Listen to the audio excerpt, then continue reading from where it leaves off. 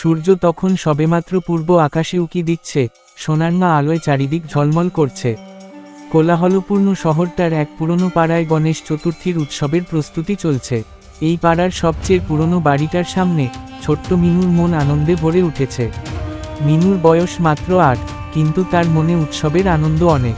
এই বছর মিনু তার বাবার সঙ্গে প্রতিমা দেখতে যাবে। মিনুর বাবা মৃৎশিল্পী, তারা সারা বছর এই দিনের জন্যই অপেক্ষা করে। বাবা নিজের হাতে মাটির গণেশকে তৈরি করেন, আর মিনু তার পাশে বসে মুগ্ধ হয়ে দেখে। এই বছর মিনুর বাবা একটি বিশেষ প্রতিমা তৈরি করেছেন, যার নাম গণেশজি, ফুলের রাজা। এই প্রতিমাটা সাদা রঙের, আর তার ওপর ছোট ছোট রঙিন ফুল বসানো হয়েছে। মিনু প্রতিমাটাকে হাত দিয়ে ছুঁয়ে দেখতে চাইল, কিন্তু বাবা বললেন, না মা, এটা এখনো পুরোপুরি শুকায়নি।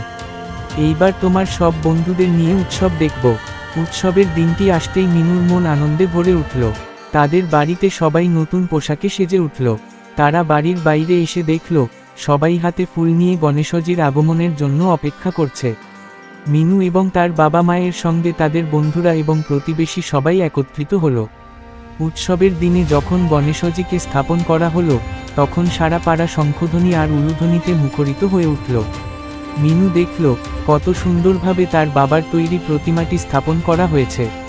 তার মনে হলো, যেন গণেশজি সত্যি সত্যিই তার সামনে বসে আছেন। তারপর গান, নাচ এবং নানা ধরনের খেলার আয়োজন করা হলো। মিনু তার বন্ধুদের সঙ্গে মেতে উঠল। সন্ধ্যায় যখন সব শেষ হলো, তখন মিনুর বাবা তাকে জিজ্ঞেস করলেন, কেমন লাগলো মা? মিনু হেসে বলল, বাবা, গণেশজিকে সত্যিই খুব সুন্দর দেখাচ্ছিল। আমি জানি, তুমি তাকে মনের ভালোবাসা দিয়ে বানিয়েছ। মিনুর কথা শুনে বাবা তাকে জড়িয়ে ধরলেন। তাদের মনে হলো, এই উৎসব শুধু একটি প্রতিমা স্থাপন করার জন্য নয়, বরং ভালোবাসা, বন্ধুত্ব এবং টুগেদারনেসের জন্য।